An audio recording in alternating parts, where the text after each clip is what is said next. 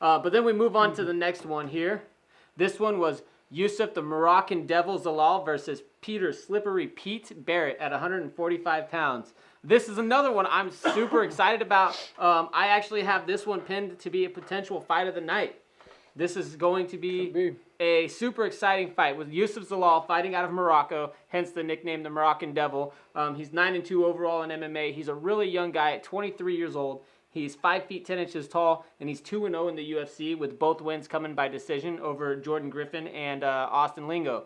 And right now, he's currently on a 3-fight win streak.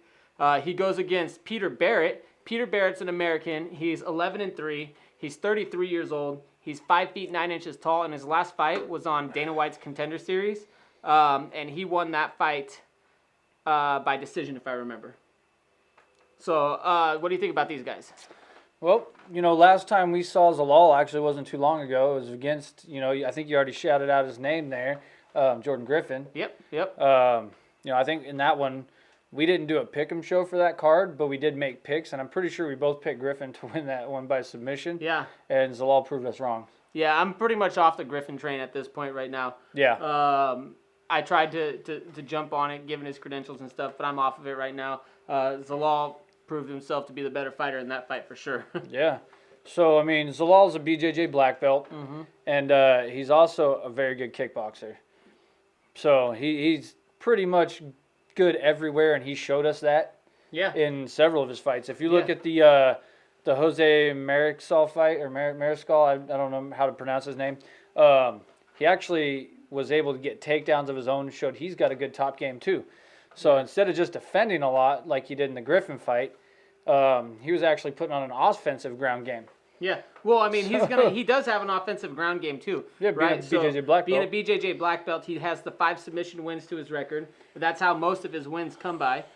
He has 2 knockouts and he has 2 decisions. So going to the ground, that could potentially be an advantage for him. And Peter Barrett's got pretty good wrestling though. He does good wrestling. There's a chance that it will go to the ground. We'll find out what happens there. Peter Barrett, like we said, 33 years old. He has 7 knockouts right now. He has 2 submissions of his own and 2 decisions. He's going to look to keep it on the feet. This is going to turn out to be, I think, you're looking at a striker versus grappler. Peter Barrett has the striking, but his advantage is going to be on the feet. What do you think is going to end up happening here? I don't necessarily agree that his advantage is on the feet. I think that's probably his, I don't know, because it's hard, with wrestlers in their ground game. Sometimes they're better than black belt jiu-jitsu guys, and sometimes those jiu-jitsu guys are just leagues above them. Especially a jiu-jitsu guy with wrestling. It's kind of like you get a wrestler out there against a jiu-jitsu guy, he's gonna lose most of the time. But you get a wrestler who knows a little bit about jiu-jitsu and has a good understanding of what's going on with jiu-jitsu. That's gonna change around a little bit. Yeah. You're gonna have these guys come out and be able to pull out some wins of their own by being able to just simply shut down the jiu-jitsu game. But if you look at what Peter likes to do, his striking is fun. Yeah, he's kind of wild though. He rushes forward a lot and just wings his punches out there. Leaves himself open to get hit though. Yeah, he does do that. But it makes it exciting for the fans. Yeah. Now, if we're talking, like we said, fan-friendly card. We've been telling you, this is going to be a fan-friendly card. I noticed that in his other fights, he's pretty strong in the clinch too. Like, he'll get you up against the cage. So if he even gets Zalal in a position where he's trying to grapple with him, I think a lot of the grappling in this fight is going to be up against the cage, in the clinch. Yeah, and that's pretty much where I see it happening. I think that Barrett's going to be able to stop it from going to the ground, which is why I think the striking is going to be his advantage. Zalal's a kickboxer too, though. Zalal's got decent striking, but you look at where he finishes it. He's got 5 submissions versus Barrett's 7 knockouts. So, if it goes to the ground, based on what they've done in their past performances as fighters, Zalal has the edge on the ground.